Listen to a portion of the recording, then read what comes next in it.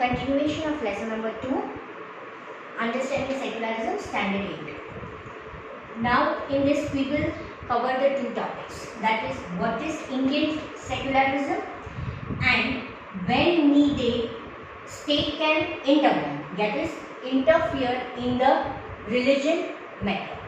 First I will explain you the first topic, what is Indian secularism. Now in previous topic we have studied what is secularism and why secularism is compulsory.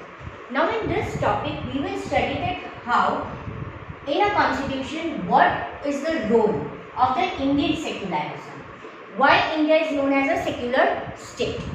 Now three objectives have been taken that why we follow a secularism, why India being a democratic country follows the secularism.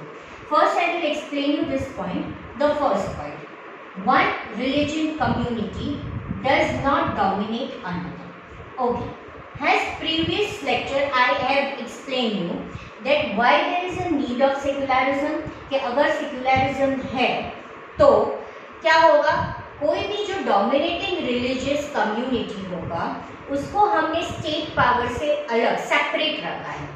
Reason ये है कि अगर वो dominating religious majority community होगा वो state power में आएगा तो वो सब पे रूल नहीं कर पाएगा, ठीक है, और हर एक इंडिविजुअल को प्रोटेक्शन मिलेगा.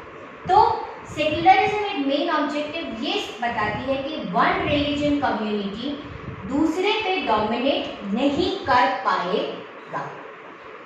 दूसरा ऑब्जेक्टिव ये है कि सेम रिलीजियस कम्युनिटी, कई बार क्या होता है कि जितने भी मोर देन 5, 6, 7 कोई भी रिलीजियस कम्युनिटी उस पर्टिकुलर कंट्री में होती है तो उसमें से एक रिलीजियस कम्युनिटी ऑलरेडी मेजॉरिटी होती है, पावरफुल होती है. तो उसी मेजॉरिटी रिलीजियस ग्रुप में भी हो सकता है कि one member dominate other, but if we follow secularism so it can not dominate. वो क्या कर सकता है, वो डोमिनेट नहीं कर सकता है, वो डिस्क्रिमिनेट नहीं कर सकता है. क्लियर? मैं वापस रिपीट कर रही हूँ. फर्स्ट में एक रिलीजन मेजॉरिटी दूसरे माइनॉरिटी पे डोमिनेट नहीं कर सकता है.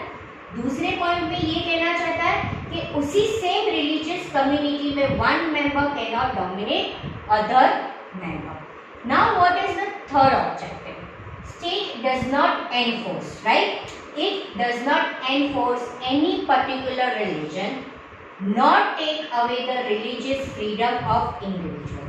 वो किसी को भी फोर्स नहीं करता है टू फॉलो द रिलीजन या किसी की फ्रीडम नहीं ले लेता है कोई इंडिविजुअल की रिलीजियस की. इस पॉइंट में ये कहना चाहता है कि स्टेट रिलीजियस कोई भी इंडिविजुअल की जो रिलीजियस होता है उसमें इंटरवेन नहीं करता, इंटरफियरेंस नहीं करता है.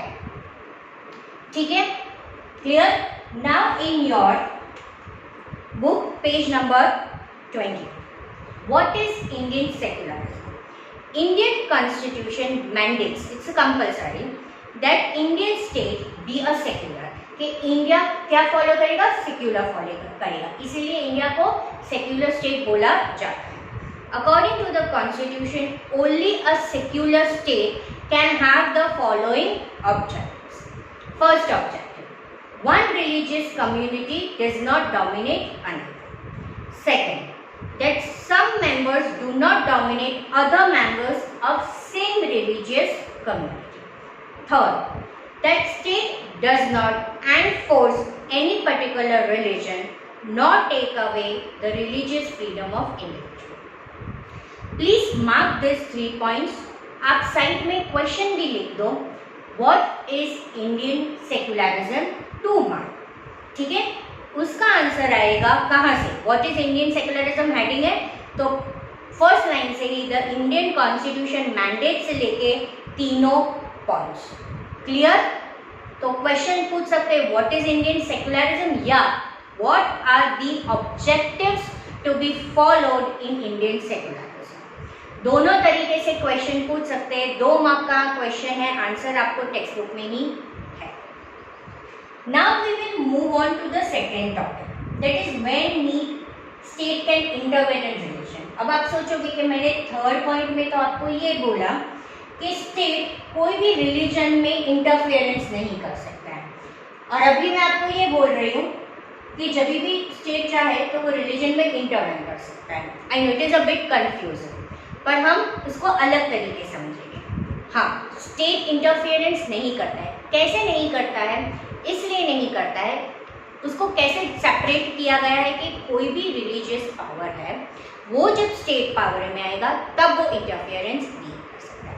पर जब उसको लगे, कुछ लॉ में लगे या कहीं लगे किसी के साथ डिस्क्रिमिनेट हो रहा है, तो यस, स्टेट कहीं ना कहीं इंटरवेन कर सकते हैं। इसको हम समझने के लिए विद एग्जाम्पल्स के साथ जाएंगे, ठीक है। पेज नंबर 21 में पहले continue. The Indian state have various strategies to distance itself from religion. Indian state is not ruled by a religious group, nor does it support any one religion. ठीक है, हमें पता है इंडिया एक religious group से तो चलता नहीं या एक रिलीजियस ग्रुप के सपोर्ट से नहीं चलता है। इंडिया में जो भी गवर्नमेंट है उसके कोर्ट से चलता है, पुलिस स्टेशन से, गवर्नमेंट स्कूल्स, ऑफिसेस, ठीक है, वो कोई भी एक रिलीजन को प्रोत्साहन नहीं देती, प्रमोट नहीं करती। Okay, I am coming it again. India में law courts, police stations, government school, offices कोई भी एक रिलीजन को प्रमोट नहीं करती है।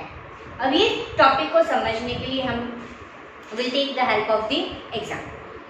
Page number 22। Yes, can you see a picture over here? Government high school की पिक्चर दी है।